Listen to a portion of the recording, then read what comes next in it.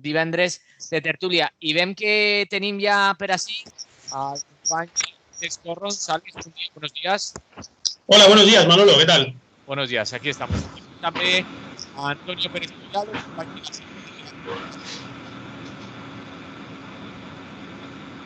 Hola, ¿me oyes o no?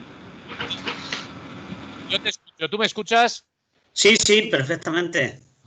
Pues vamos allá. I tenim també a Versus, ser humà bàsic, també connectat. Versus, bon dia.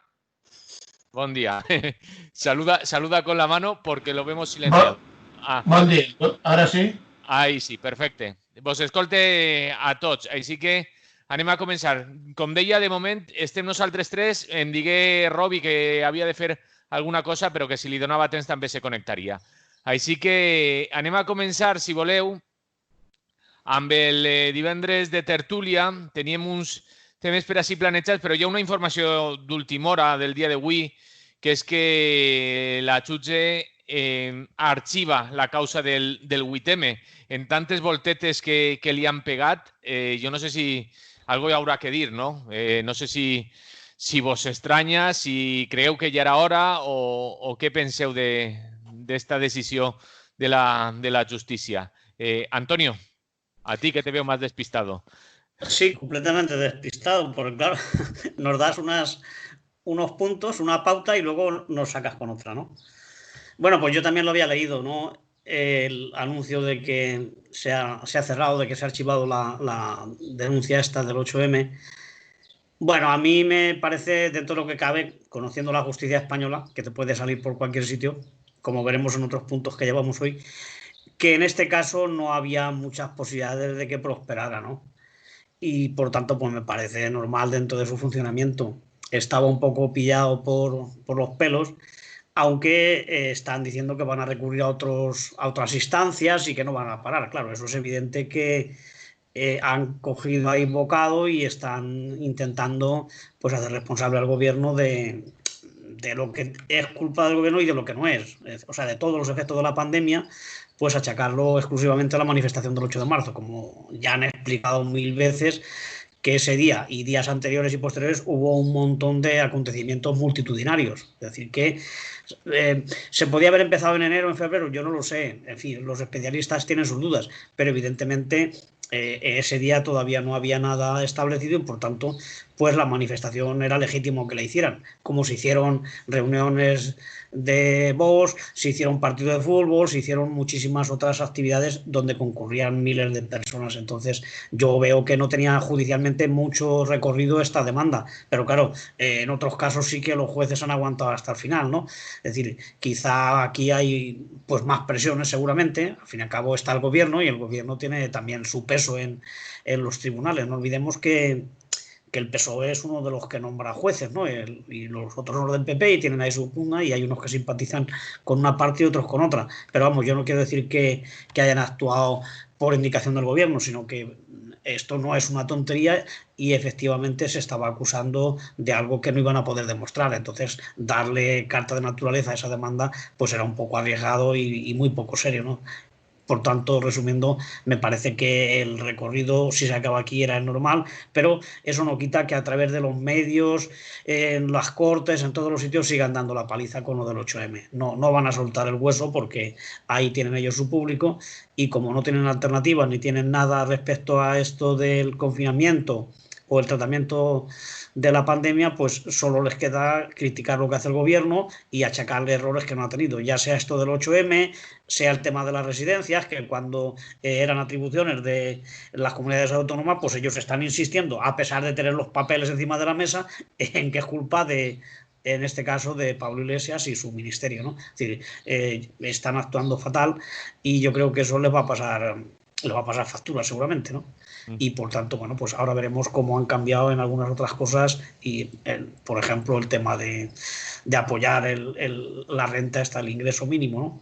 Que no querían, pero claro, no les queda más remedio porque su propia gente se les puede echar encima.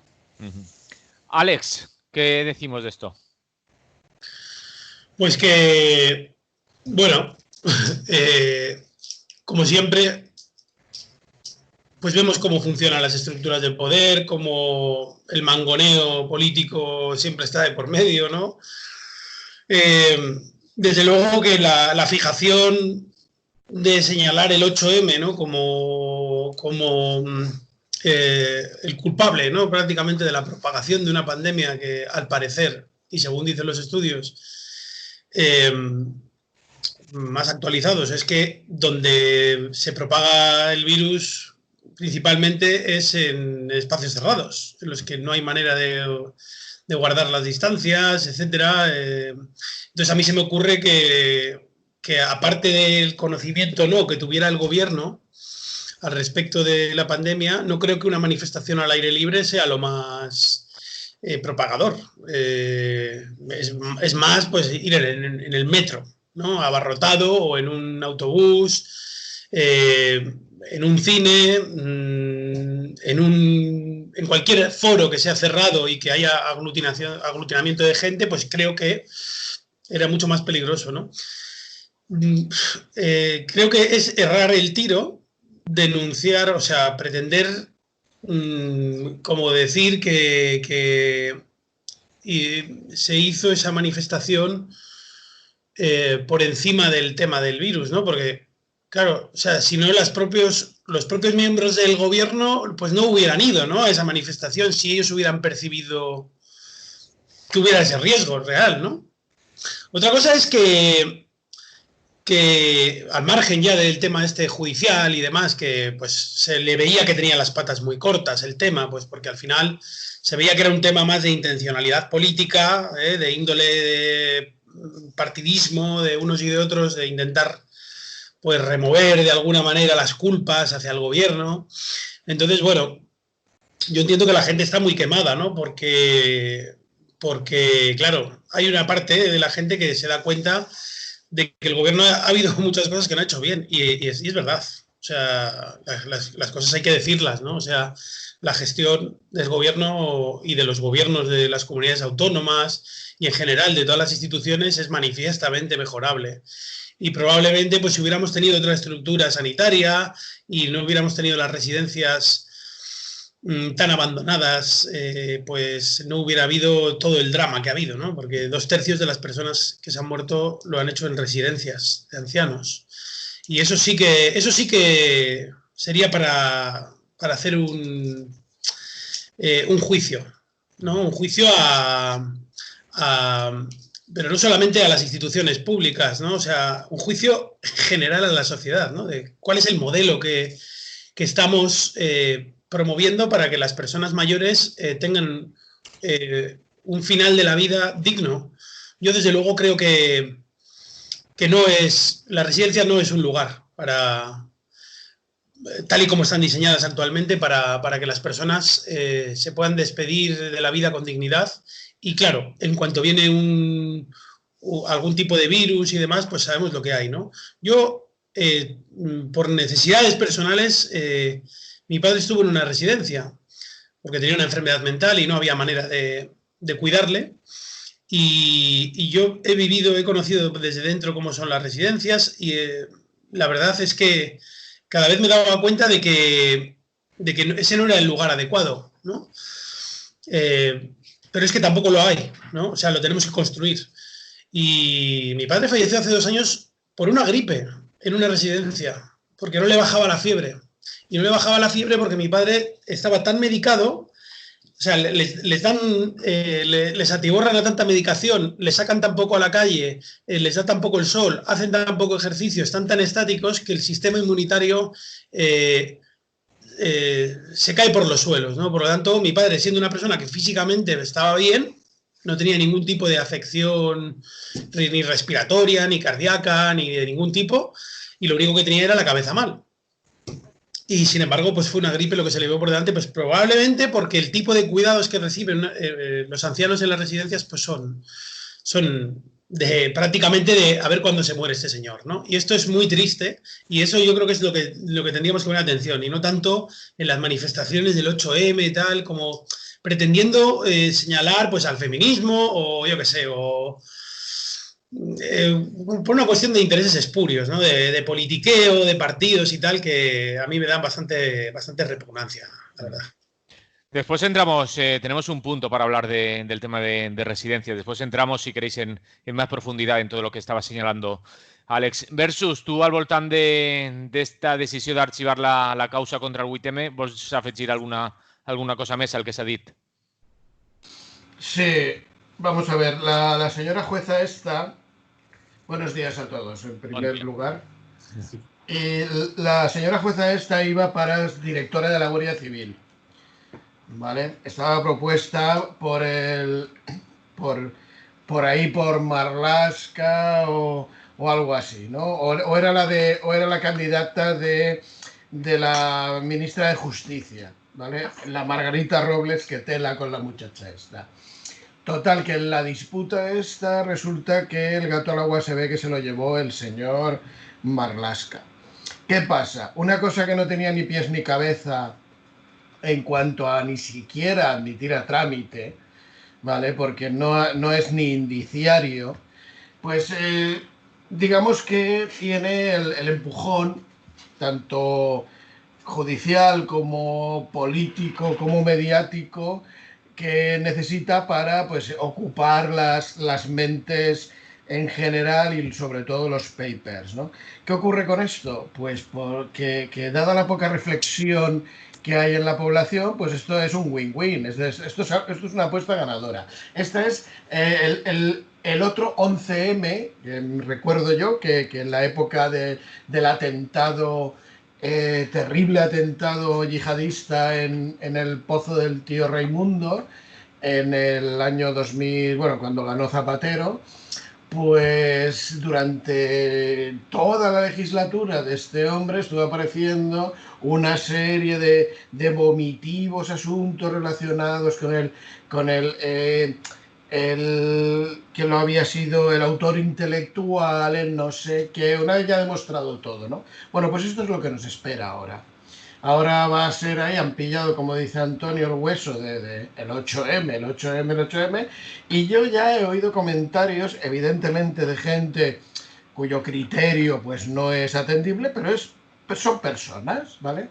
Son personas que van rodando por ahí y van sembrando semillas digamos, de noticias adquiridas y que van comentando por ahí, ¿no? Y esto, como es un poco la cultura política de este país, es un poco de bar, pues esto, digamos, que tiene de una forma absurda, pues pasa a tener un crecimiento de tal manera pues que se instala y se instaura en la conciencia de la población.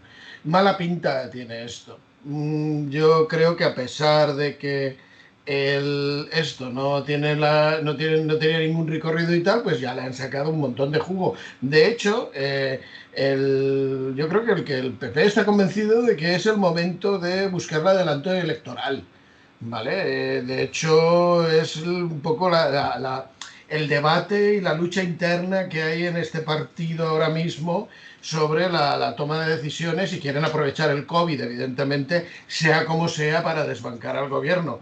Y de hecho, según las encuestas, el PP de retroceso nada. Incluso la suma de intención de voto actual entre PP y Vox supera a la coalición de gobierno, ¿vale? Entonces, bueno, pues dentro de todo, luego tenemos ahí también a la señora Monasterio diciendo que ella dijo que en octubre se tenían que cerrar los colegios, cuando ni siquiera había casos, que también la gente está atendiendo a mensajes de este tipo. Bueno, pues desgraciadamente tenemos que asumir pues que tenemos una serie de informaciones y una serie de comportamientos deplorables y execrables que la gente admite como válidos, y entonces pues vamos a vivir pues como una contaminación continuada y, por supuesto, un interminable lastre a la hora de intentar, pues bueno, esto que en la izquierda es tan importante como es la concienciación, ¿no? Bueno, pues, en fin, esto directamente al garete. No, desgraciadamente no hay manera, o sea, nos podemos esforzar todo lo que queramos, pero no hay manera. Así que, bueno, pues yo creo que es un poco dejándolo ahí esto, y aparte, pues eso de la trama y de enredos en el propio gobierno. Desde luego, insisto, lo de Medel es que iba de directora de la Guardia Civil, esta señora. De hecho, actualmente hay una directora, creo, de la Guardia Civil, es decir, que era como una señal ahí de innovación. Bueno, pues claro, esta señora está un poco rebotada porque suena un poco como el caso Garzón cuando se le prometió que iba a ser ministro de Justicia y lo dejaron tirado. A ver, esto es la basurilla esta que al final pues repercute en que no avanzamos, ¿vale? A pesar de que, bueno, pues se le pueden reconocer muchos errores, pero desde luego las políticas actuales, siendo todas insuficientes y tal, bueno, pues tienen otro matiz, vamos a decir, ¿vale? Un pequeño matiz diferente. Ya no están tan centradas en salvar a los monstruos defensores a ultranza del capitalismo. Ya la gente está participando un poco. Y bueno, la cantidad de bulos respecto a que los ERTEs no llegan a la gente y tal, también tenemos ahí otro temazo, ¿vale? Que también tirarán de eso. Otra mentira. Pensemos que los ERTEs dependen de que los empresarios presentaran la documentación. Bueno, pues tela por ahí. Hasta aquí, de momento.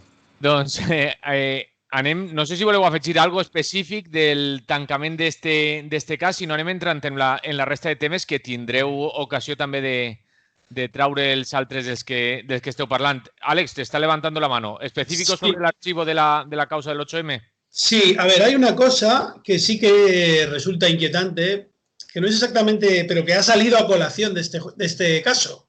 Y es que el gobierno, el 2 de marzo, a través del Ministerio de Sanidad, mandó una circular a los rectores de las universidades y a los trabajadores de sus ministerios para que tomaran medidas de seguridad, procuraran hacer teletrabajo y evitaran al máximo posible pues aglomeraciones, reuniones de mucha gente, charlas, etcétera, etcétera. Entonces, claro, esto es lo que habría que preguntar al gobierno. ¿Por qué esa circular no se la mandaron a los 47 millones de ciudadanos?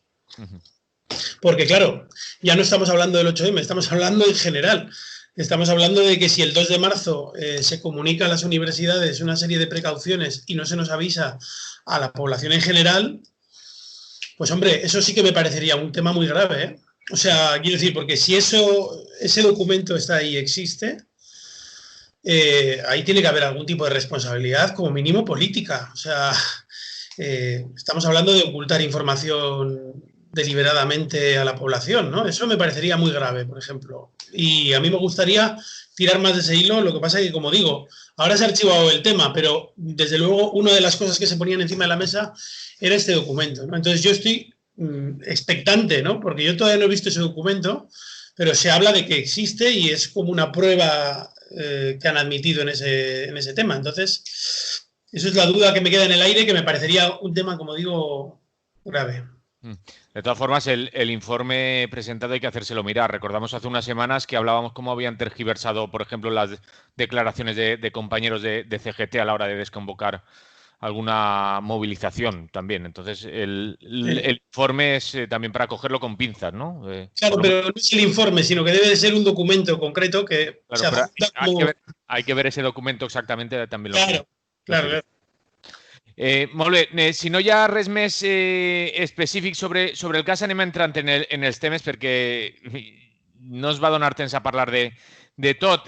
Tenim per així apuntat Juan Carlos I i els suposats chanchullos, l'AVE a la Meca, comissió d'investigació al Parlament o no, i també investigació per banda de la Fiscalia, crec que és. Antonio, ¿empiezas tú? Bueno, pero ¿de qué quieres que hablemos ahora? ¿Qué te apetecería? De Juan Carlos. Juan Carlos, del Rey Emérito. Bueno, pues lo último que sé es que se va a vivir a la República Dominicana. Se va a trasladar. Imagino las condiciones en las que va a vivir, ¿no? Eso es evidente. Para estar peor no se iría. Bueno, pues está claro que los reyes, pues...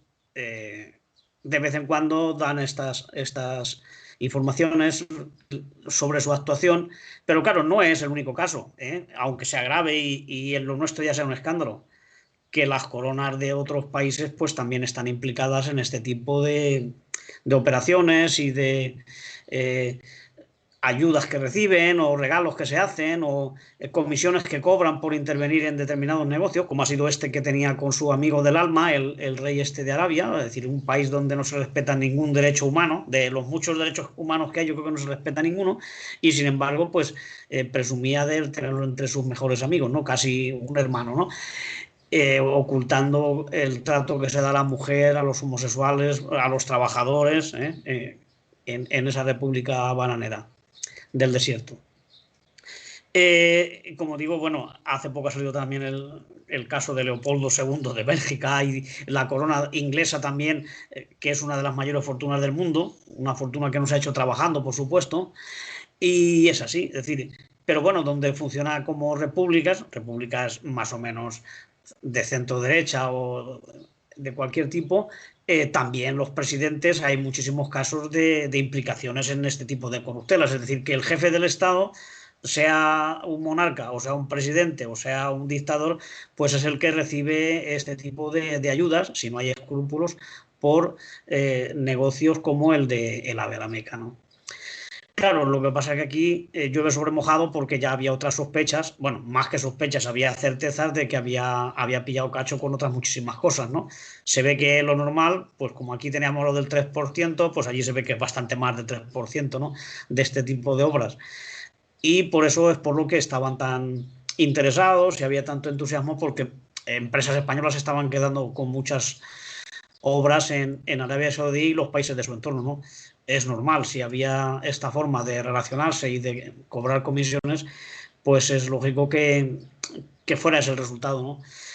Es un mal ejemplo, por supuesto, para la gente que no tiene para comer, para la gente que está perdiendo el piso, desde luego que el rey, que es la máxima figura, digamos, política, que además nos lo han presentado como el que trajo la democracia, y no además de traerla, luego la salva frente a Tejero. Es decir, todo lo que se ha creado y se ha mitificado la figura de Juan Carlos, pues se va viniendo abajo, si es que le quedaba algo todavía en pie con estas actuaciones. Y yo no sé si va a llegar muy lejos la investigación, claro.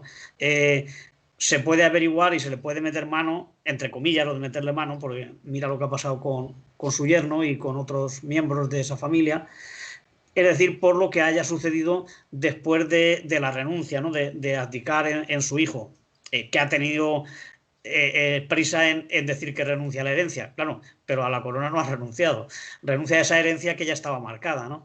Y que no quiere verse implicado en los chanchullos de su padre, porque está la cosa, pues el prestigio de la corona, como sabéis, está bajo mínimos y por tanto se tienen que cuidar mucho. Entonces yo creo que el papel este de Juan Carlos, incluso las vacaciones que va a continuar, porque sus vacaciones han sido permanentes, ¿no? Las que va a continuar en la República Dominicana, pues igual también es una forma de quitárselo de en medio y que no aparezca en ningún acto público, ni con ninguna novia nueva, o en fin, los problemas que puede tener de aquí a que desaparezca, ¿no? Y yo creo que igual puede haber algún tipo de condena simbólica o exigir alguna devolución que luego no acabará en nada, pero desde luego los casos que hay de la época en que era rey, ahí estaba totalmente inmunizado y no se le puede hacer nada. El rey es intocable y ya lo fijaron así los padres de la Constitución también, ¿no? Para que no se le pudiera meter mano por nada, pero claro, imagino que estaban pensando en cosas hechas en el desempeño de sus cargos, ¿no? Y para protegerlo. Pero si ha sido un delito, si ha sido un robo, como es esto, pues evidentemente no podría estar ni debe estar protegido. Es un ciudadano más y tendría que responder ante la justicia, pero de luego no va a responder.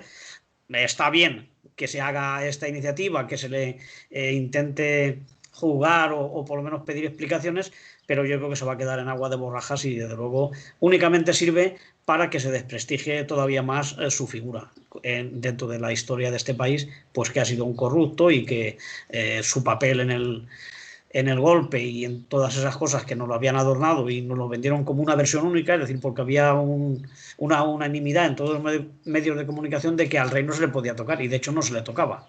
Ha sido ya muy tarde, hace unos años, cuando ya se han empezado a sacar cosas, se sacó lo de Corina y otras amistades peligrosas que tenía, y ahora ya se ha sacado también por lo de las comisiones y todo eso, pero durante todo su reinado vivió una época placentera donde no se le cuestionaba nada, al contrario, se hacían programas para exaltar su figura, se le trataba con guante de de algodón o de lino o no sé, o de seda, cada vez que se ponía delante de los micros o daba una rueda de prensa o algo. Solo se preguntaba por cosas campechanas, ¿no? Por la pesca y por tonterías. Es decir, que lo han tratado muy bien. Y ahora únicamente cuando ya no es rey y encima ya se podría juzgar, se podía condenar, es cuando ya se le ha empezado un poco a sacarle los trapos sucios, que son muchísimos, como digo, no solamente es el caso este del AVE, sino que si se saca habrá muchísimos más, ¿no? De regalos que le hicieron los jeques que venían a veranear a Marbella, y bueno, la verdad es que le han dado de todo. Y luego están sus viajes y sus cacerías, es decir, que tenemos ahí para mucho tiempo, si de verdad se quisiera averiguar y sacarlo a la luz. Hay gente preguntándome qué es eso de la República Dominicana. Exclusiva de diario16.com del 8 de junio. Dice, exclusiva, el rey Juan Carlos fijará su residencia en la República Dominicana. Dice, la Romana, la exclusiva zona residencial internacional en República Dominicana, es la elegida por el emérito monarca, y si la investigación de la Fiscalía de Suiza sobre el presunto cobro de comisiones, además de las pesquisas en el proceso por el Tribunal Supremo y la Fiscalía, podría haber acelerado su salida de España a un país donde estará rodeado de buenos amigos y buenas amigas. Es lo que... Eso siempre. Buenos amigos no les faltan. De esto. Porque hay gente que nos preguntaba, que no había escuchado eso de la República Dominicana. Pues por ahí está. Versus, ¿qué dios del emérito? De su emérita majestad.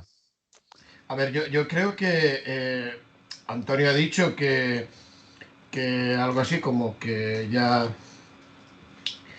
se le blindó por parte de los padres de la Constitución, que no se esperaban no sé qué. Yo creo que se esperaban absolutamente todo. De hecho, lo sabían. De hecho, toda la corte que lleva detrás este señor viene del franquismo, los Villarmir. Es decir, hay libros por ahí, tampoco voy a hacer ninguna publicidad, pero hay libros que se han editado hace bien poco que relatan perfectamente cuál es toda esta cadena de vasallos y gente que viene desde tiempos inmemoriales aprovechándose del régimen fascista. Entonces, bueno, no es ninguna sorpresa. Yo creo que esto es una voladura controlada. Este señor digamos que es el que abre ya la puerta de la puntilla a la monarquía, que es algo que está completamente obsoleto, que ya nadie entiende y que simplemente está ahí sujetando pues una estructura rancio-fascista, vistas las declaraciones del señor Felipe VI, ¿no? Del ciudadano Felipe VI, que se ha posicionado clarísimamente en posiciones muy de derechas, yo diría que fachas, por supuesto atendiendo al pasado filonazi de su madre, ¿no? Entonces, sorpresas ninguna. Y creo que es una voladura controlada y que lo que quieren hacer ver es, dentro de la campaña esta de imagen que se ha estado haciendo de sus nuevas majestades, la Leticia y el Felipe, enseñándonos a cómo comen lentejas sus hijas y todas estas estupideces y parafernalias de pseudonormalidad, cuando luego salen fotos de dónde han estado confinados los pobrecicos monarcas, ¿no? En unas extensiones alucinantes, y pobrecitos que también han sufrido el COVID. Es decir, todo este blanqueamiento que viene mezclado entre la prensa rosa, la prensa del rancio régimen y todo esto, pues precisa ahora de limpiar un poco todos estas ponzoñitas que estaba dejando como pozo pues su antigua majestad, ¿no? Y ya está, es decir, el dibujo está bien claro. Esto no va a tener ningún recorrido jurídico porque ya en la comisión de investigación incluso el PSOE se ha negado, ¿vale? Una cosa que denota claramente pues por dónde van, que todavía hay una caterva de individuos metidas dentro del PSOE que habría que que ir repasando, ¿vale? Y hablamos de los bonos, los paje, todos estos elementos que se las dan de constitucionalistas. Y bueno, pues nada, el entramado mediático y de protección de este sistema rancio de tardofranquismo, pues está en pleno funcionamiento y no para. Lo que no hay que caer es en la trampa de estos dibujitos animados que todos día tras día pues nos colocan y ya está. Pero este es otro de los niveles, otra de las capas, nada más. Así que voladura controlada. Alex, ¿algo que añadir?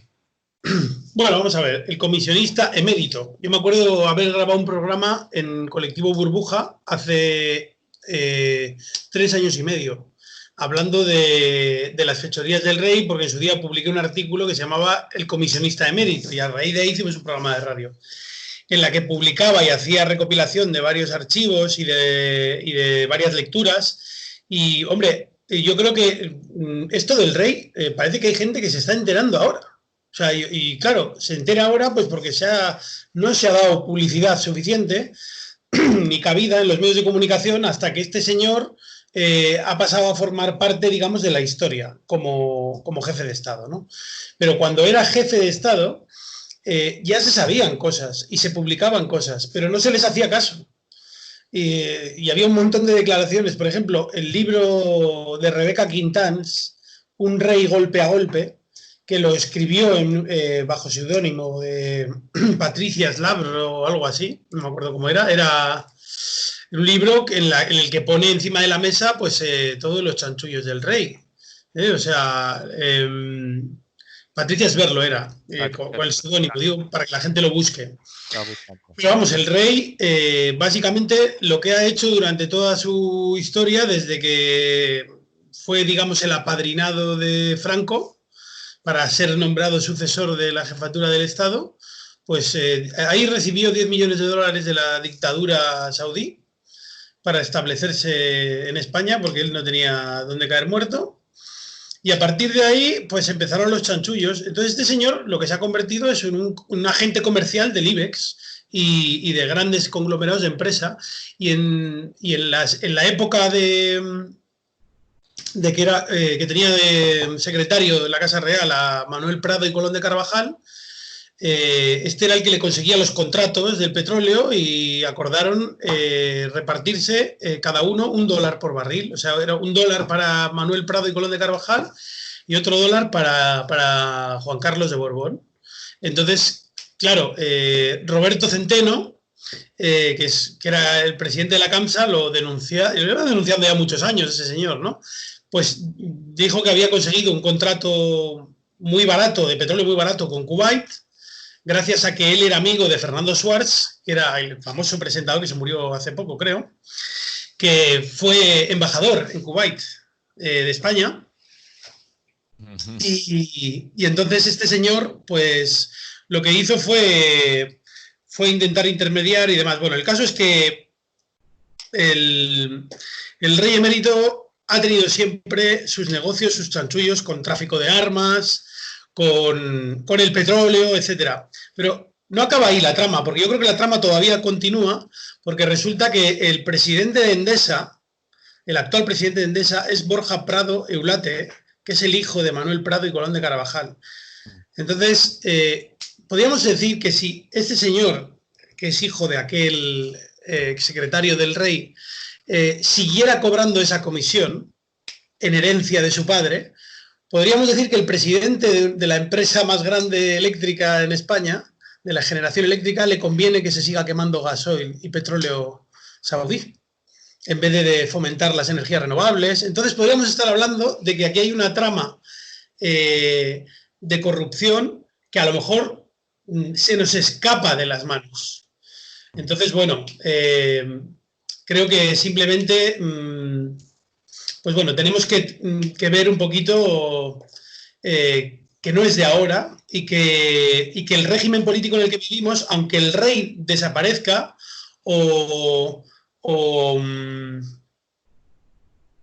aunque el rey desaparezca o se muera mañana, da lo mismo, la cuestión es que la corrupción sigue ahí, la gangrena sigue ahí porque se va heredando de unos a otros. O sea, los chanchullos que consigue el rey, por ejemplo, yo me enteré hace más de 8 años de que el rey tenía la patente de las traviesas del AVE a través de una empresa pantalla o no sé qué, de estas cosas que hacen, ¿no? La ingeniería empresarial que utilizan ellos. Pero si yo me enteré de eso hace 8 años, pues ahora imagínate con la información que hay, pero claro, si eso ya se oía, ¿no? De oídas, pues imagínate, ¿no? Y sí, son entre 1 y 2 dólares por barril la comisión que se llevaba. De hecho, vamos, hay un artículo publicado sobre ello. Y lo podéis ver, bueno, no lo podéis ver porque no lo tengo publicado ahora mismo en mi web, pero seguramente está por ahí, pero te lo puedo pasar en cuando quieras, porque bueno, son declaraciones de Roberto Centeno, ¿no? Que habla de 1 o 2 dólares por barril de petróleo. Eso es lo que hablan. Luego, claro, si decimos que son 10 céntimos, ¿de dónde sacamos esa cifra? Es decir, yo me baso en el testimonio de un testigo directo, que era el presidente de la CAMSA, ¿no? Que era una empresa, por cierto, era una empresa del Estado. Y otra de las privatizaciones y tal, como Endesa, como tal. O sea, que vemos que la trama de corrupción, igual lo del rey es solamente la patita. Molt bé. Bueno, decir que Fernando Suárez sigue vivo, Àlex, el periodista. Pensaba que... No sé por qué pensaba que había fallecido. No. Me estaba equivocando de... Sí, será otro periodista. Ahora comprobamos lo de los barriles, si quiere, que está diciendo Versus por ahí que ha leído hace poco lo ha leído hace poco, pero no le coincide la cifra. De todas formas, como decimos, es una barbaridad de dinero. Ahora entramos por ahí. Antonio, ¿quieres añadir algo más? Bueno, sobre esto yo creo que a lo largo del tiempo se va a seguir hablando porque es evidente que ha existido y que sigue existiendo, ¿no? Y además se da en otros políticos y es una lacra lo de la corrupción y lo de las comisiones y todo esto. Yo creo que con lo dicho pues ya queda bastante retratada la figura real, ¿no? Menos mal que este retrato no nos va a costar lo que suele valer cada vez que le hacen un cuadro, ¿no? Un retrato. Es decir, este es gratis y encima es para que la gente se entere. Yo, en todo caso, supongo que es muchísimo dinero. El importe exacto, pues, es una cosa anecdótica. Mejor averiguarlo, evidentemente, pero es que hay que ver los miles y miles de barriles que se han comprado y vendido desde que se empezó con el desarrollo del automóvil o desde que se hiciera este contrato. Es decir, es muchísimo dinero y no es el único, porque también estaban las constructoras, muchísimas empresas que han intervenido en los países de Oriente Medio, no solamente en Arabia. Y todo eso era por medio de las influencias del rey, sus amistades y sus fiestas y sus cacerías, donde se hacen los negocios. Como ya vimos en la película de Berlanga, bueno, vimos un trocito, no la realidad, porque la realidad supera siempre a la imaginación. Así que, pues nada, esperar que se averigüe algo, pero desde luego no tenemos mucha confianza, al menos de mi parte, en que se vaya a hacer justicia. Sí. Bueno, estaba buscando el artículo de Alex en tercera información.es. Versus, no sé si vols participar, que t'escoltàvem per ahí. Versus no s'escolta ahí, crec. Nosaltres se ha liado con los de los dineros. Estava liat. No sé si voleu afegir algo més al voltant d'este punt del senyor Juan Carlos I. Dir que aquest article d'Àlex, com diguem, el comissionista emèrito Juan Carlos I està penjat a tercerainformación.es i ahí parla d'eixa quantitat de la que diu el mateix Àlex. Nosaltres estàvem llegint en altre article que parlava el senyor Centeno de que s'havien portat unes comissions al voltant de 100 milions de 100 millones de euros, creo que hablaba. Pero ahora... era el que trobaven per ahí. Àlex, no sé si quieres añadir algo más, si no cambiamos de tema, que si no nos liamos. Sí, ¿se me oye? Sí, se te oye. Vale. Bueno, os he dejado ahí las fuentes, similar al que hemos podido ver en Estados Unidos, ¿no? Lo que pasa es que Estados Unidos parece que ha sacado la imagen y la han amplificado a nivel mundial y ha generado mucho impacto en la población, e incluso ha provocado manifestaciones aquí y en otros sitios, pero sin embargo, por ese chico de Almería, pues no he visto yo aquí ninguna manifestación. Habría que ver qué es lo que pasa, ¿no? O sea, quiero decir, porque parece que vamos un poco a golpe de medio de comunicación, ¿no? No somos capaces de reaccionar si no vemos reaccionar a los otros. Pero aquí en Almería, pues vemos a este chico, ¿no? Que como tantos otros que no tendremos imágenes, pues han muerto a manos de fuerzas de seguridad, de policías, etcétera, etcétera, ¿no? Aquí en España ha habido unas cuantas muertes. Por cierto, el otro día había una pintada en un mural en Barcelona con varias víctimas policiales negras que había habido en España. Y decía, aquí la policía también mata, decía el mural, ¿no?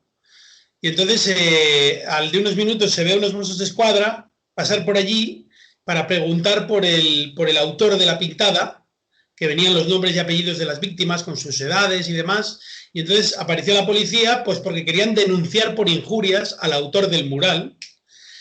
Y ellos mismos, o mandaron a alguien, no sé qué hicieron, pintaron de negro lo de la policía también mata, ¿no? Y dejaron solo los nombres del esto. También borraron que ponía ACAP abajo, ¿no? Y se dejaron el 13-12, que había muchos chistes por ahí en las redes sociales de que no sabían lo que significaba el 13-12, que era lo mismo que ACAP, pero bueno. La cuestión es que bueno, que el racismo no es una cuestión solamente de la policía de los Estados Unidos y tal, no, esto es una cosa que está marcada a fuego. Yo diría que además hay un tema más de clase, no solamente de raza, sino que, claro, o sea, quiero decir que ese chico está en un centro de internamiento o lo que sea, no porque es extranjero y porque es pobre. Porque si fuera rico, pues no estaría en estas circunstancias, ¿no? Si hubiera venido en un yate a Puerto Banús, pues nadie le trataría así, ¿no? Seguramente. Entonces, creo que también hay que tener en cuenta esas cuestiones de clase, ¿no? Es decir, que aquí más racismo que tener cárceles específicas para personas simplemente por el hecho de que no tienen un documento válido para las instituciones estatales, pues es tremendo, ¿no? Es decir, que se priva de libertad a una persona simplemente porque no tiene la nacionalidad o el permiso para residir aquí, etcétera. Eso sí que es un maltrato y eso sí que es el más puro fascismo que puede haber. Antonio. Bueno, pues yo también estoy un poco preguntándome cómo es que el caso de el hombre este de Estados Unidos, pues ha tenido tanta difusión, incluso en medios convencionales, y lo que ocurre aquí apenas se sabe, ¿no? Y eso da la idea de cómo estamos en manos del enemigo, ¿no? Salimos a la calle cuando no sabemos quién ha determinado que por ese caso sí hay que salir, y por los otros, pues cuanto antes se ponga tierra encima o se ponga silencio, pues mejor, ¿no? Y desde luego es igual de grave e igual de salvajada, ¿no? Porque también se ve en las imágenes que han pasado que el chico pues no es que esté oponiendo una resistencia violenta o que esté armado y ese tipo de cosas, ¿no? Es un abuso absoluto, un abuso y bueno, con la consecuencia de la pérdida de la vida. Pero es que también está saliendo, por ejemplo, de un joven gitano también, que parece que entró y no ha salido vivo, ¿no? Y ha habido más en comisarías catalanas, ha habido en centros de internamiento, ha habido en la calle, tanto en Barcelona como en Madrid, de manteros o de posibles manteros, porque claro, como luego no nos cuentan lo que ha pasado ni sabemos nada, pues queda así, ¿no? Pero está claro que el racismo existe y que existe también en España, ¿no? Y hay que poner fin a esas cosas y hay que concienciarse de cómo las fuerzas represivas pues se pasan tres pueblos, ¿no? Desde luego no hay después pocos casos donde se expulse a estos elementos de los cuerpos donde están o que se les pongan condenas fuertes, ni muchísimo menos. La mayoría de las veces salen absueltos, ¿no? Tanto en Estados Unidos como aquí. Y no es raro el caso de gente que sigue en el mismo puesto y que incluso es ascendida, ¿no? O recompensada de alguna manera por la campaña que han hecho contra él. También son muy corporativos estos cuerpos y todo es negarlo y todo es apoyarlo y decir que es un ataque pues, a toda la institución. Bueno, si hubiera gente que cree realmente en esos cuerpos y piensa que tienen que ser limpios y transparentes, lo primero que tendrían que hacer es ponerse en contra de los compañeros suyos que se saltan las leyes y sus propias normas, ¿no? No protegerlo o sentirse como parte, que es un ataque a todo el cuerpo de la Guardia Civil o la policía o lo que sea, ¿no? Eso aquí somos muy dados al corporativismo, ¿no? Y lo primero es negarlo y decir que es un ataque contra toda la institución cuando no es así. Es simplemente contra los que lo han cometido, contra la gente que ha cometido un delito, además muy grave, y encima siendo funcionarios públicos, ¿no? Con lo cual tienen más responsabilidad y más compromiso con defender los derechos y las libertades.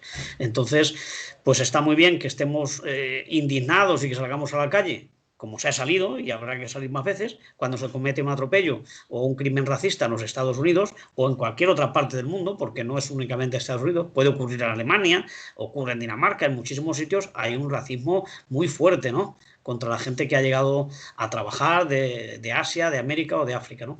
Y por tanto hay que estar ahí, ¿no? Pero si es en España, como ha sido ahora, pues también tendremos que salir o habrá que denunciarlo y darle el máximo de difusión.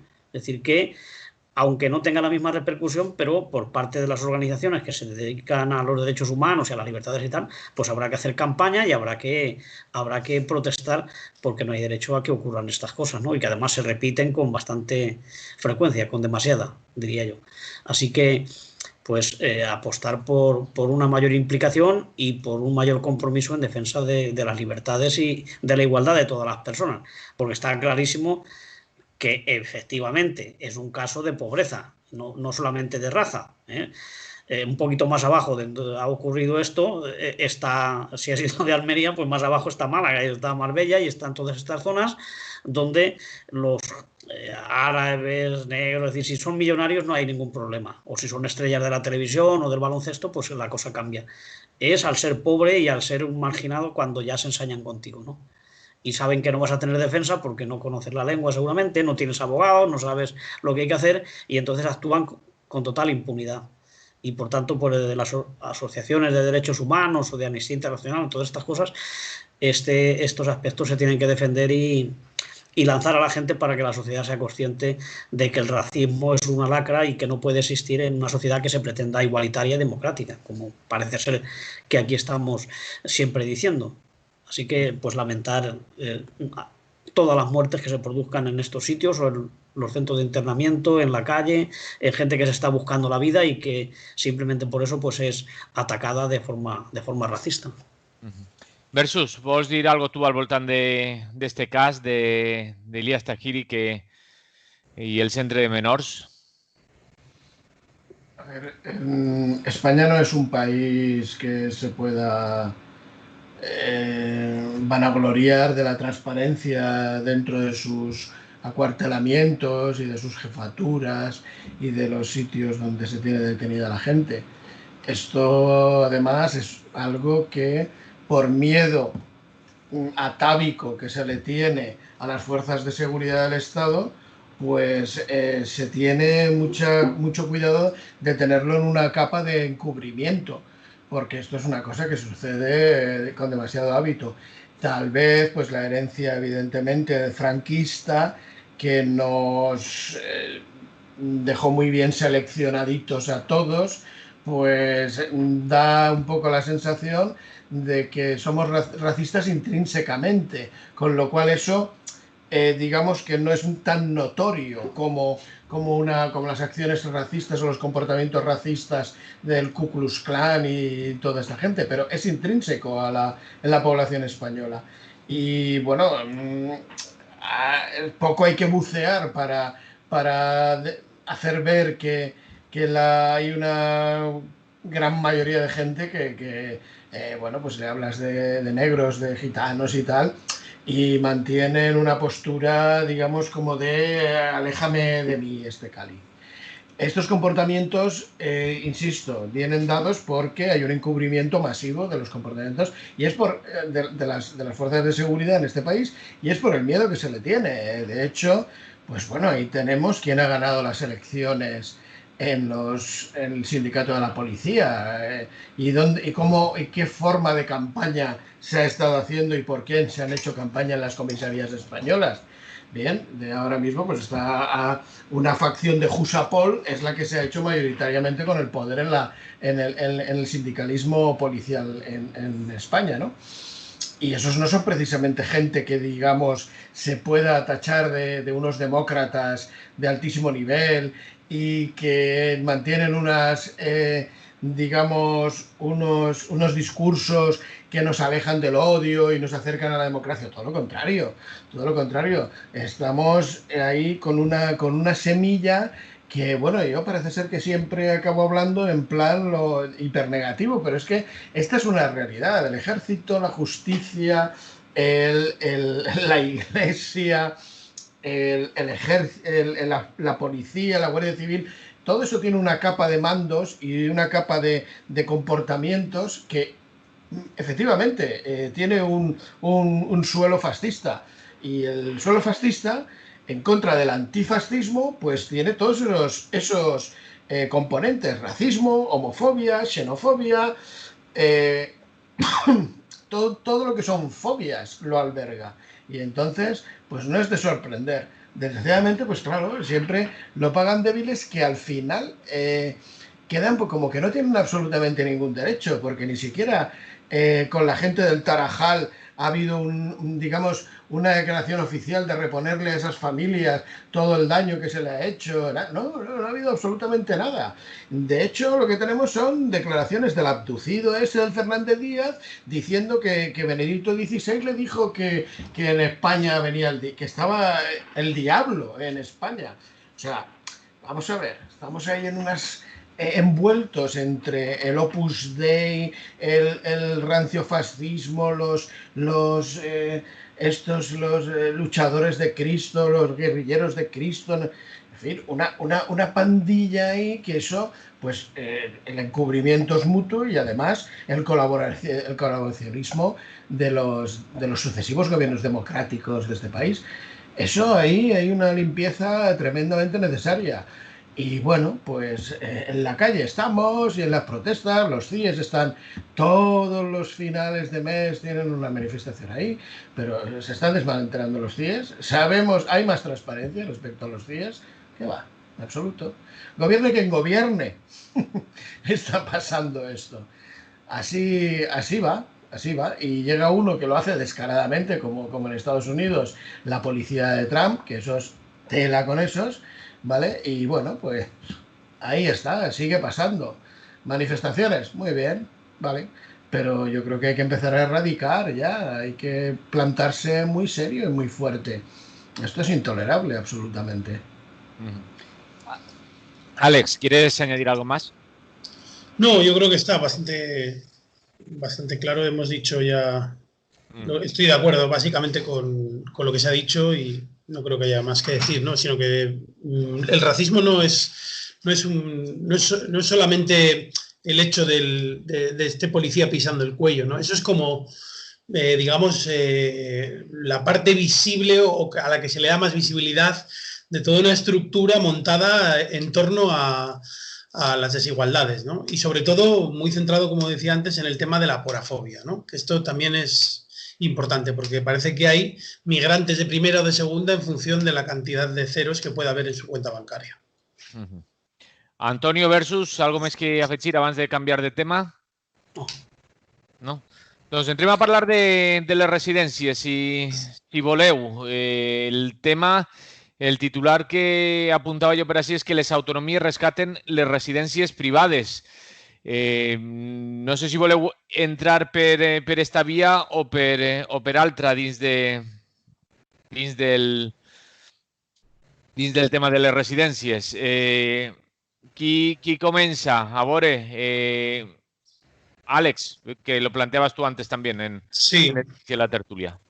Bueno, el tema de la residencia yo creo que es que yo personalmente creo que lo que hace falta es un replanteamiento como sociedad sobre el tema de los cuidados.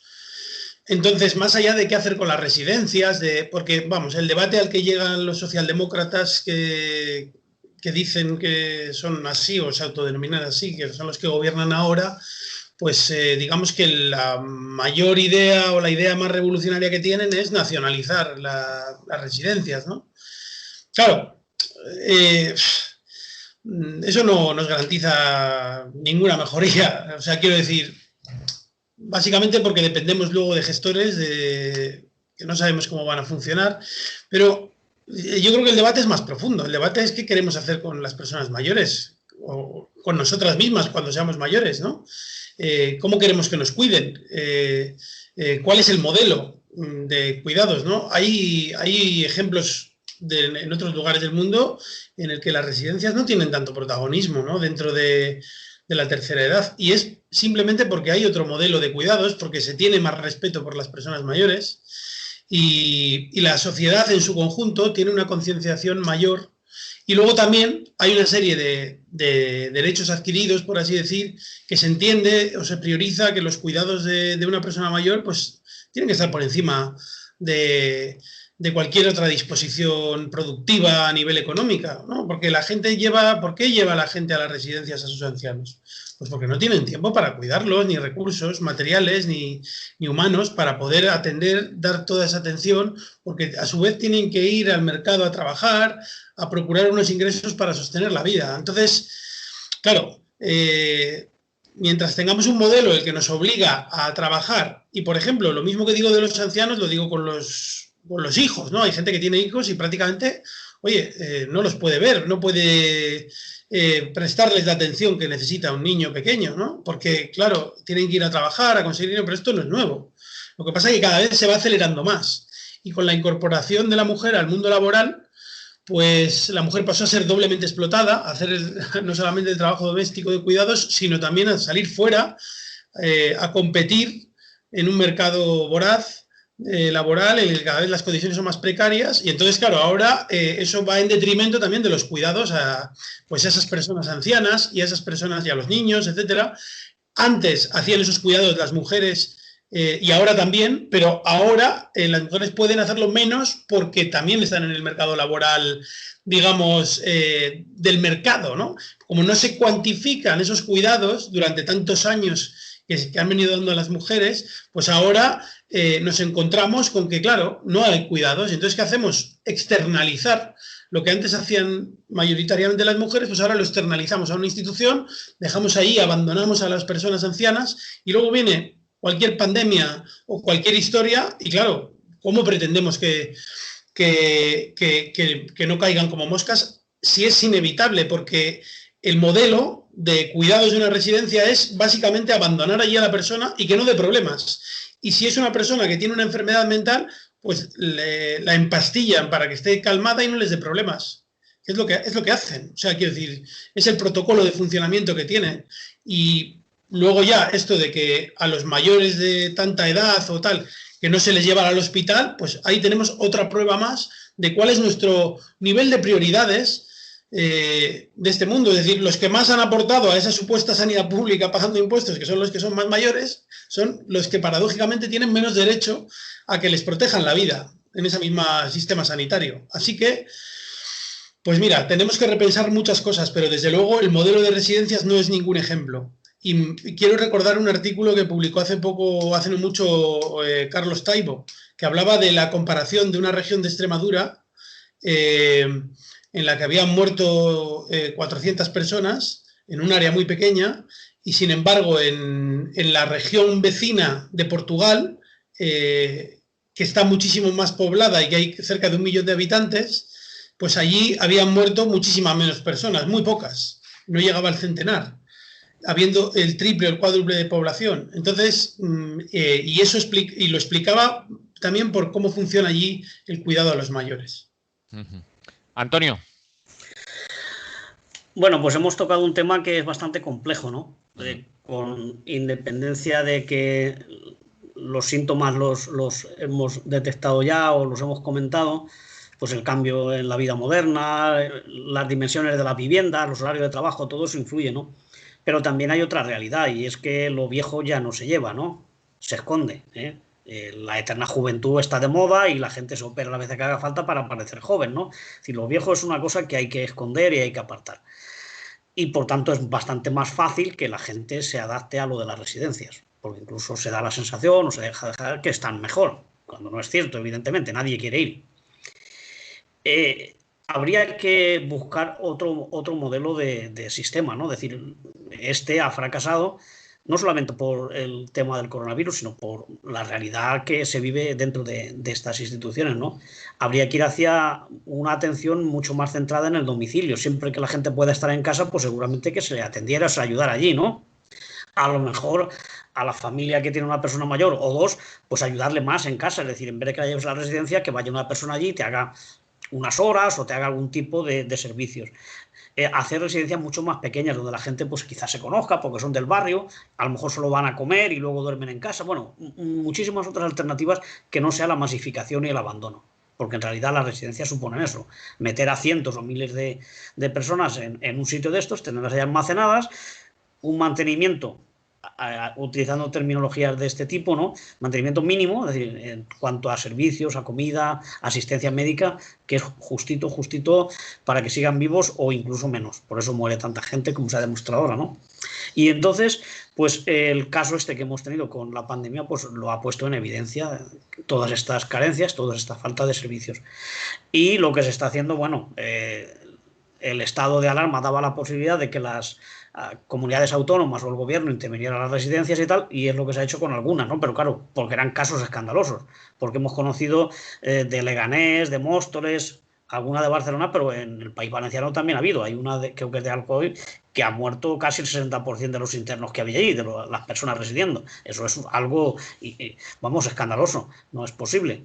Pero es que en muchos casos ni se les atendió ni se les dio nada, ¿no? Luego ya está también la situación esta que se ha dado por descartar a la gente que no eran incluso necesario llevarla al hospital, las instrucciones que se han dado en Madrid. Es decir, que hay que cambiar el modelo y desde luego nosotros lo hemos estado también debatiendo en nuestra coordinadora de pensionistas y tal, y la nacionalización evidentemente sería un paso, pero no es, porque claro, el Estado también lo puede hacer mal o puede nombrar a gestores que sean igual que los privados, ¿no? Habría que ir a un modelo donde participara la gente, tanto los familiares, el entorno, como los propios internos de estas residencias, ¿no? Es decir, una especie de autogestión o gestión o participación o lo que se quiera, ¿no? Pero no puede ser o que sean estatales y sea el mismo abandono, o que sean privadas y que suponga una fuente de negocio para determinados capitales, ¿no? Porque se ha visto que está ahí Florentino e incluso grupos extranjeros financieros, fondos, que lo plantean como un negocio y entonces, claro, cuanto menos atiendas y menos gastos tengas, pues más ganas. Y por tanto esa no es la solución. Entonces, habría que darle la vuelta a este asunto, entender las situaciones reales que se dan y sobre todo buscar fórmulas mucho más participativas en la gestión de las residencias. Igual que hay que buscarla en las escuelas, en los hospitales. Es decir, que tanto el personal que lo usa como el que trabaja allí, como el entorno familiar, participen y den propuestas y se pueda controlar el funcionamiento de esos sitios donde la gente va allí porque no tiene otro remedio, ¿no? Tanto si está enfermo como por ser mayor y no tener nadie que te pueda cuidar, ¿no? Y sobre todo buscar otras vías que se han experimentado en algunos otros sitios de la Europa más moderna, más rica, pero bueno, como decimos, lo que se gasta en este servicio no se puede tomar como un gasto, es decir, es una inversión, es decir, no hay que recortar para que sea más barato. Entonces, él sabía, como digo, de atender a la gente en casa, ayudarle a que pueda vivir, porque hay muchísima gente que aunque sea mayor o relativamente mayor, tiene una salud que está muy bien y que con una pequeña ayuda puede seguir en su casa y se encuentra bien y no tiene por qué estar amontonada allí con otros muchos mayores donde las ganas de vivir parece que se te van quitando viendo el entorno en el que te encuentras, ¿no? Entonces la gente necesita estar con su casa, sus vecinos, sus cosas más queridas, que las tienes todas en casa, ¿no? Cuando vas a la residencia lo pierdes todo. Es una cosa totalmente inhóspita y entonces eso es un golpe muy fuerte para una persona. Entonces, ya que estamos lamentando o estamos analizando los fallos que hay en las residencias, pues una vía es hacia la atención más en domicilio y sobre todo que las residencias sean lugares para vivir los años que te queden, pero para vivirlos con dignidad. Y que te traten bien y que haya asistencia médica y que haya de todo, ¿no? Y que se permitan las visitas, bueno, lo de siempre, ¿no? Y sobre todo salir a la calle, tener contacto, hacer actividades, es decir, algo donde no sea simplemente ponerte de cara a la tele y pasar allí todo el día, ¿no? Y luego comer una sopita bastante ligera y ya está. Y cuando hay una crisis como esta sanitaria, pues que no te atiendan o que te den un calmante o que directamente digan que ya tienes demasiada edad como para que se preocupen por ti, que hay otra gente que lo necesita más. Que será verdad, que hay otra gente que lo necesita, pero no lo necesita más. Todos lo necesitamos y a todo el mundo hay que atenderlo. Así que yo creo que hay que abundar en esta línea. Es evidente que tal y como está la legislación no se puede expropiar las residencias ni ninguna otra empresa porque van a recurrir a tribunales europeos y cosas de estas. Habría que ir legislando la posibilidad de que se reviertan las privadas al sistema público y que el sistema público se mejore. Porque lo hemos visto en Grecia y en Argentina, pues que no hay una legislación o no se quiere poner en marcha para que las empresas que han sido ocupadas pues fácilmente sea su propiedad o su gestión cedida a los trabajadores que las ocupan, ¿no? Y entonces habría que prepararse para ese tipo de situaciones que se van a dar. Se está dando con las residencias, se está dando ahora, por ejemplo, el caso de Nissan o así. Es decir, que no hay nada legislado, no hay ninguna forma de que pueda revertir la propiedad en quien realmente se la ha trabajado, que ha sido la gente que estaba allí currando día a día, ¿no? Eso, desde luego, si no hay presión, si no hay debate social, pues ningún partido se va a atrever a hacerlo porque es impopular y ahí tiene a la patronal que la tiene siempre detrás de la oreja presionándole para que haga todo lo contrario, ¿no? Es decir, que no se va a pasar hacia sectores públicos cuando los vientos que soplan y soplan fuertes son de privatizaciones y de negocios para las grandes multinacionales y la banca. Tiene que ser la sociedad la que se implique y la que exija salidas de ese tipo. Versus, per cert, es van dient per WhatsApp, diu, situándonos en el punto que habla Alex, ¿hay relación con las escuelas aparcamiento en ese modelo de residencias del que estaba hablando? Y digo, al hilo del planteamiento de Antonio, ¿puede ser que socialmente admitamos falta de responsabilidad individual además de la institucional? Son preguntes que deixem també a Aida Munt. Versus, continúes tú.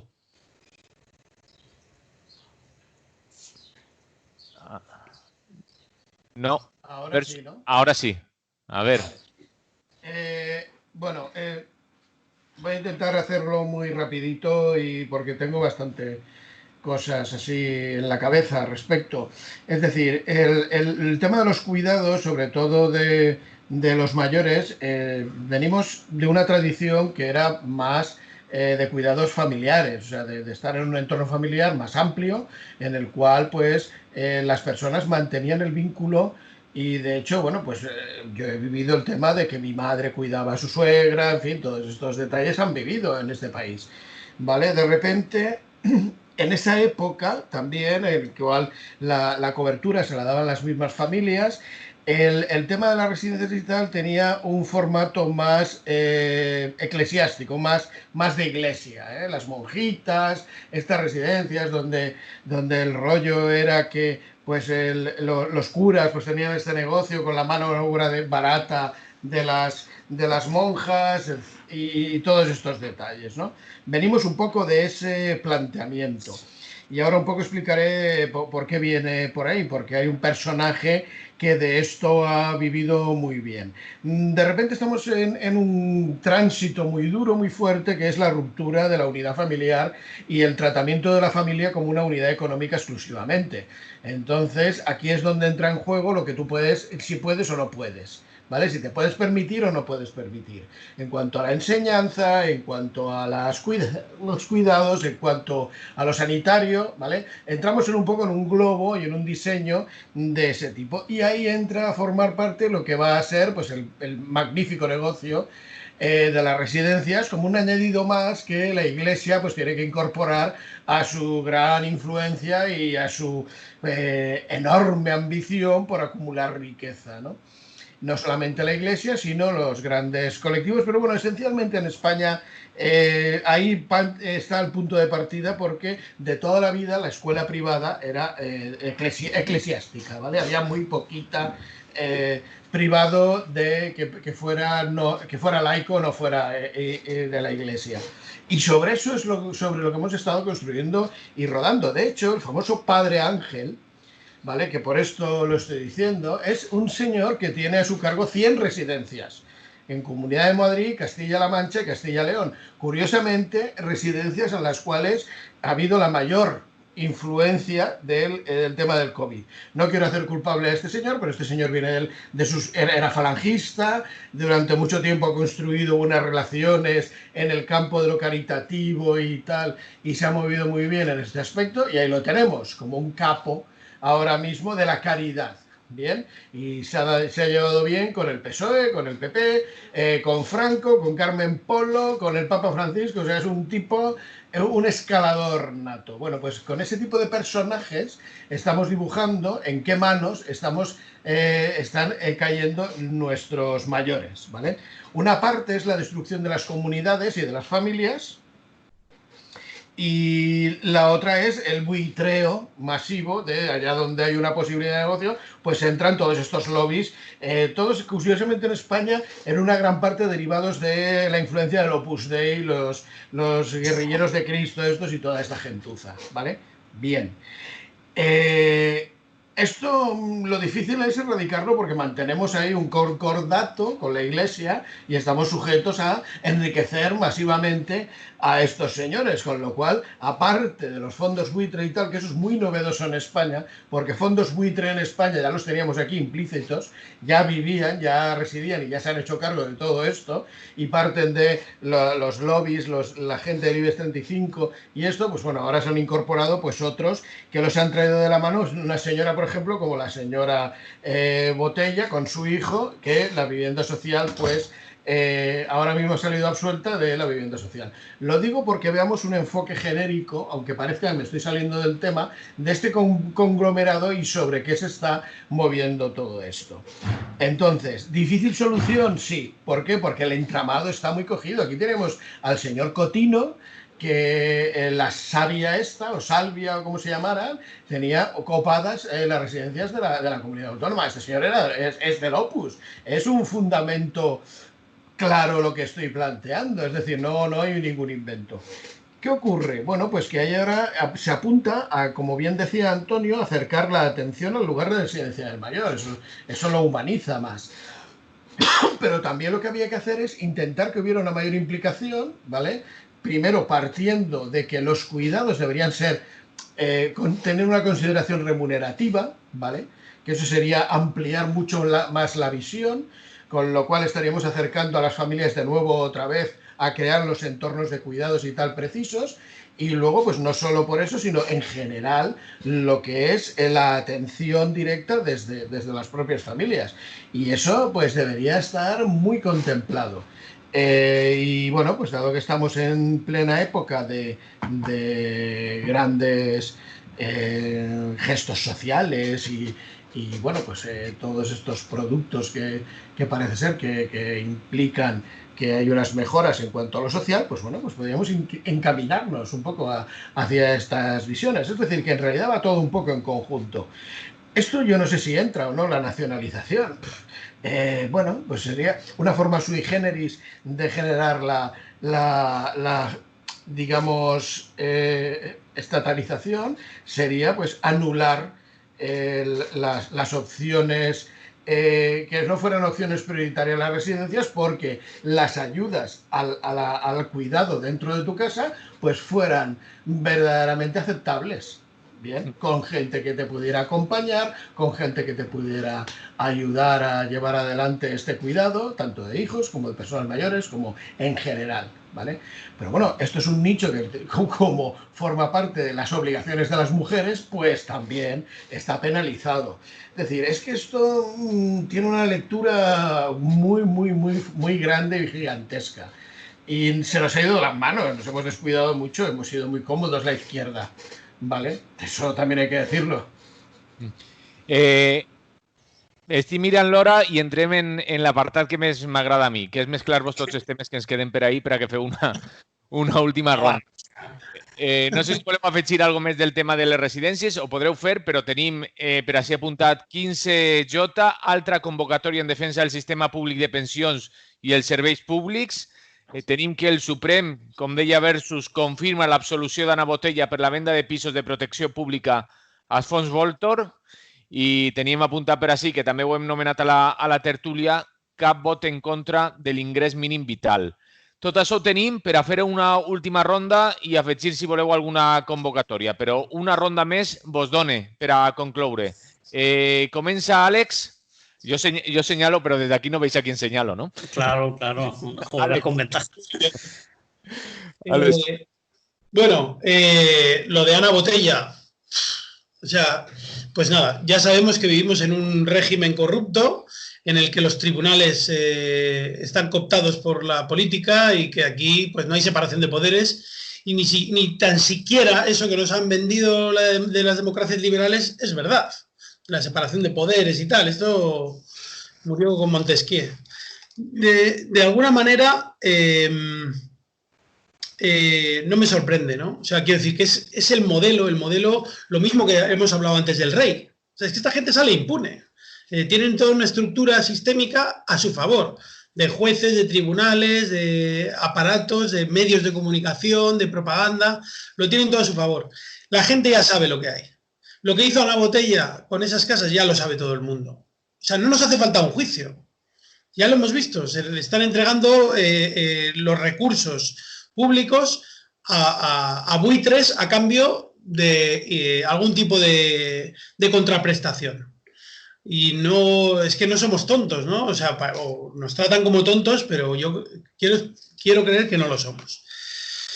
Voy a hacer una mezcla de los temas, porque claro, aquí se habla del sistema público de pensiones, del ingreso mínimo vital y a la vez el tema de las residencias y tal. Hablábamos con el tema de las residencias de lo que hace falta a lo mejor es cambiar el modelo y que podamos, como decía Versus, ¿no? Recuperar, digamos, pues los cuidados comunitarios que tenían nuestros abuelos, nuestros mayores, que cuidaban de sus semejantes. Mira, rieron de una persona, de una compañera que hablaba de la tribu y de cuidar y criar en tribu. Exactamente. Por eso iba a decir ahora mismo, volver a la tribu. De hecho, voy a recomendar a la gente un libro de un escritor valenciano, además, que se llama Jaime Rey Vidal, que el libro se llama, mira, lo tengo aquí además, lo puedo enseñar, se llama A favor de la tribu, de Catarata. Y bueno, aquí explica pues bueno, muchísimas cosas que podríamos rescatar de esos valores tribales que todavía hoy están presentes en más de 300 tribus que están estudiadas en este libro, pero habrá más, ¿no? Posiblemente. Pero vamos, que son contemporáneas, o sea, son tribus que todavía hoy existen, no es que estemos hablando del pasado y tal, sino que hoy funcionan, ¿no? Y son valores comunitarios que se han ido heredando a lo largo de milenios y que se mantienen y que son cosas positivas. Hay gente que le hablas de la tribu y piensa que quieres volver a las cavernas y pues ir en taparrabos por ahí. Y bueno, o sea, no se trata de adoptar toda la forma de vida de una tribu, de estas que viven aisladas, digamos, de la sociedad, pero sí de coger los valores comunitarios que son tremendamente mejores que los nuestros y aplicarlos en esta sociedad tan modernizada y tal. Pues oye, no tenemos información y podemos estudiar lo que hacen otros y cómo les va bien, pues copiemos, ¿no? Y yo creo que en esa línea lo que necesitamos es, para podernos dedicar a los cuidados de nuestros semejantes, es reducir la jornada laboral al menos a la mitad. O sea, que la jornada laboral sea de 20 horas. Porque ya, o sea, como somos 8 veces más productivos que hace 30 años, simplemente por las nuevas tecnologías, internet, etcétera, pues oiga, habrá que reducir las horas de trabajo. Si es que cada vez hace falta menos mano de obra. Es evidente, ¿no?, que la tecnología nos está sustituyendo. Esto es negativo en tanto en cuanto implique mayor consumo de energía y eso nos trae problemas ecológicos, evidentemente. Pero mientras la realidad nos imponga la tecnología, pues de alguna manera tendremos que librarnos de ese trabajo, ¿no? Es decir, si puede haber tecnología que sea liberadora de trabajos alienantes y que a la vez pueda también contribuir a una eficiencia energética, porque hay tecnología que sustituyéndola por mano de obra humana, pues puede ser incluso hasta más eficiente a nivel energético, ¿no? Pues porque no hay que trasladarse los trabajadores hasta no sé dónde, etcétera. Pues el teletrabajo, por ejemplo, es un gran ejemplo de eso, ¿no? Es decir, todas las horas de todo el combustibles fósiles que se ahorrarán ahora en ir y volver a los trabajos y tal, gracias a tener una conexión a internet, pues eso también puede ser un ahorro energético, ¿no? Depende, ¿no? Depende. Hay otras tecnologías que serían mucho más consumidoras de recursos, etcétera. Pero en cualquier caso, lo que está claro es que lo que necesitamos es reducir la jornada laboral en tanto en cuanto ya no va a hacer falta tanto trabajo y vamos a tener un problema estructural de paro. Y luego, en cuanto al ingreso mínimo vital, pues decir, yo estoy a favor de que todo el mundo tenga un mínimo ingreso pues para tener condiciones de vida dignas. Creo que el ingreso mínimo vital ni siquiera cubre esto. Que me parece que 400 euros y ya cuando, sí, bueno, aumenta la familia, pues hasta no sé cuánto, pero da igual. O sea, una familia con 2 niños y tal, con 900 euros, pues tampoco sé si da la cosa para mucho, para pagar un alquiler, una hipoteca, tal y como están las cosas hoy en día. Me parece que no sostiene este ingreso mínimo vital los mínimos de dignidad.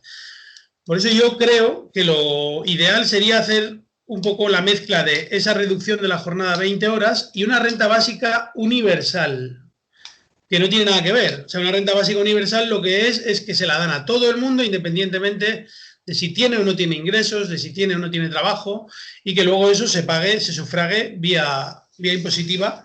Y como ya se han hecho estudios, y hay muchos estudios de estos, como Daniel Raventós, que habla de la renta básica universal, que dice que, bueno, que todas las personas que superen 20.000 euros al año de ingresos, pues la renta básica universal dejaría de ser positiva para ellos, en el sentido de que pagarían más impuestos. Entonces, se verían beneficiadas todas aquellas personas que tienen ingresos inferiores a 20.000 euros anuales. Y yo creo que eso sería un poco la idea. Luego, me hace gracia que estos que estaban en contra de que haya un ingreso y tal, y no sé qué, pues que haya sido la derecha y tal, los del PP y de Vox, que si la paguita, que si haciendo memes, que si tal, y luego, oye, han agachado las orejas y se han puesto a votar ahí a favor. O sea, no sé qué coherencia tiene esta derecha que tenemos, que resulta que dicen que están en contra, insultan poco menos que a la gente que no tiene recursos, porque somos unos vagos y maleantes, poco menos, ¿no? Y ahora, pues, resulta que votan ellos a favor, ¿no? Y se abstienen. Bueno, habría que hacerse mirar de ellos a qué están jugando ahí, ¿no? Si están jugando al politiqueo y tal, pero luego a la hora de la verdad, pues todos están ahí a golpe de encuesta, a ver qué opina la gente y demás. Yo tengo mis reservas con el ingreso mínimo vital, ya las he dicho. Creo que generan una estigmatización social, cosa que la renta básica no haría. Y eso creo que es un tema que habría que cambiarlo, porque a mí, ya te digo, me parece que la renta básica universal tiene además un carácter mucho más de reparto de la riqueza, ¿no? Y sobre todo que no sea en base a deuda. Porque a mí lo que me preocupa es que luego todo este endeudamiento global al que nos estamos viendo sometidos, ¿quién lo va a pagar luego? Es que ese es el tema. Entonces yo creo que si hay que hacer medidas sociales de reparto de la riqueza, tienen que ser de reparto, no de crear deuda. Porque si creamos deuda, apaga y vámonos, ¿no? Seguimos en el problema. Antonio. Bueno, continuando con esto del ingreso mínimo vital, pues efectivamente yo también estoy mucho más a favor de una renta básica universal, como ya explicaba Alex, y como lleva años teorizándose, hay ejemplos, han hecho estudios y es posible y es necesario. Y eso supone una cosa, quiere decir que los que más tienen que empezar a pagar más de lo que pagan. Porque claro, si nosotros hacemos un subsidio y luego lo cargamos a los presupuestos y los impuestos no varían, pues los vamos a pagar los mismos, ¿no? Los ricos pagarán poco y los pobres pagarán más. Entonces tiene que ser al revés, que haya mayores impuestos para las grandes fortunas y para los bancos y para la gente que se está yendo de rositas. Pero es evidente que dada la situación que tenemos y que efectivamente cada vez va a haber más paro, porque no va a haber trabajo para todos en las condiciones en que se está evolucionando, pues era necesario que se diera algo para esta gente, ¿no? Es insuficiente, por supuesto, y va a dejar fuera a mucha gente, a la más necesitada, porque claro, gente que no esté empadronada, que no lleve un año, que no sea demandante, es decir, gente que está fuera de todas las realidades, ¿no? Pero que lo está pasando muy mal y se queda fuera. Pero aún así es un avance pequeño, es un avance, no es suficiente, ni te va a permitir una vida digna, ni muchísimo menos, aunque llegues a los 1.100 euros que puede llegar la pareja que tenga 3 hijos. Eso en la misma proporción sigue siendo poco, porque hay que pagar calzado, hay que comer, hay que pagar la vivienda y todas esas cosas, ¿no? Pero es un primer paso.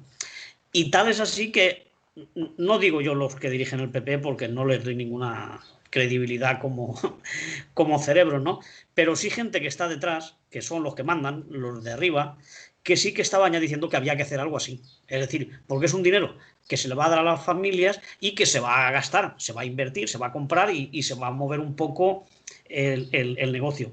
Aparte de eso, se va a evitar estallidos sociales que puede ocasionar las necesidades de la gente. Es decir, que economistas y empresarios estaban ya de acuerdo con un ingreso de este tipo. Claro, los del PP, como lo que quieren es hacerle daño a la oposición suya, al contrario, a los que están gobernando, pues no mira eso, pero alguien se lo ha hecho ver, o bien han sido las encuestas y sus propios afiliados, que también hay gente que les vota, que son pobres, o ha sido desde arriba, desde los grandes órganos del poder económico, donde les han dicho que tocaba dar paso a este ingreso y que incluso pues, estaría bien que lo votaran. Los de Vox se han abstenido porque como son mucho más cerrados y tal, no pueden estar en contra, pero tampoco pueden votar a favor del gobierno. Entonces, me parece que es un primer paso, pero que hay que seguir reivindicando la renta básica, ¿no? Y hay que ir hacia eso y hacia la reducción de jornada y tal. Y también, pues, un poco el día 15, como ya hemos comentado, e incluso hay una cuña en la radio, que coincide con una jornada de estas que declara la ONU a favor de algo. En este caso es a favor de los derechos de las personas mayores y tal, pero bueno, coincide que es el día 15 y entonces en toda España va a haber movilizaciones otra vez para recuperar la protesta por la exigencia de unas pensiones dignas. Se han metido lo de las residencias, el derecho a la vivienda, es decir, que no solamente se pide que se mejoren las pensiones y que lleguemos a esos 1.084 euros, no, se piden muchísimas más cosas para todos los servicios públicos en general. Así que, en concreto, en el caso de Valencia, pues es en la Plaza del Ayuntamiento, el lunes 15 a las 19 horas. Luego también dijimos el otro día que íbamos a hacer otra movilización, que es el día 25, es un poco más tarde, hay más tiempo para recordarlo, pero bueno, ahí está la lucha que se está llevando por el tema de Nissan, que se pide pues que quede en manos de los trabajadores, que la empresa no se lo lleve todo y que se mantenga el empleo y la dignidad para estas 20 y tantas mil familias que dependen directamente de Nissan o de empresas auxiliares, como siempre ocurre, que son muchas más las personas que trabajan para la industria auxiliar que las propias multinacionales del automóvil o de otro tipo, ¿no? Y no sé qué más. Bueno, pues no digo más porque el tiempo se nos está yendo y con eso creo que ya está dicho. Molt bé. Versus, què vols afegir per concloure la tertúlia? Hola, sí, vale, vamos a ver. Bien lo de seguir protestando por el tema de las pensiones y demás, no hay que descuidarse, hay que seguir ahí, ya que se ha conseguido una marcheta ahí de estar ahí con el seguimiento, perfecto, que se unan más mareas me parece muy bien, porque yo creo que la tendencia tiene que ser justamente la fusión de mareas totalmente y crear pues un fondo común, digamos, de protesta que albergue no solamente todas las reivindicaciones, sino un planteamiento nuevo y que diseñe las cosas de otra manera. Lo de la señora Ana Botella, siendo una desvergüenza, pues hay que poner nombre y apellidos. La señora que juzga esto es la señora Carmen Lamela. Esta es la famosa del 1 de octubre, la que tramitó esto, aunque luego el juicio lo llevó el otro elemento pero la Carmen Lamela es ya una archiconocida. Es decir, que sí que tienen nombres y apellidos todo este entramado fascista alrededor de la justicia y demás. Es decir, lo digo para que no perdamos de vista. Y sobre todo como contrapartida que a Isa Serra, una activista que está en Podemos, pues le metieron 19 meses de cárcel por una protesta, ¿vale? Que todavía no se ha demostrado muy bien que la muchacha hiciera todas las burradas que dice la policía. Bueno, dentro de los informes policiales que ya estamos acostumbrados, como podemos ver, no salimos del mismo entramado de basura y ponzoña. Bien, y luego, bueno, pues lo del ingreso mínimo vital, en realidad, pues no disuade de la necesidad de empleo. Es decir, yo creo que eso está bastante bien planificado para que no se pueda achacar a esto el típico discurso de que es que la gente no quiere trabajar porque, claro, como tiene la paguita, pues no va a querer trabajar. Entonces, no disuade porque realmente es una cantidad mínima.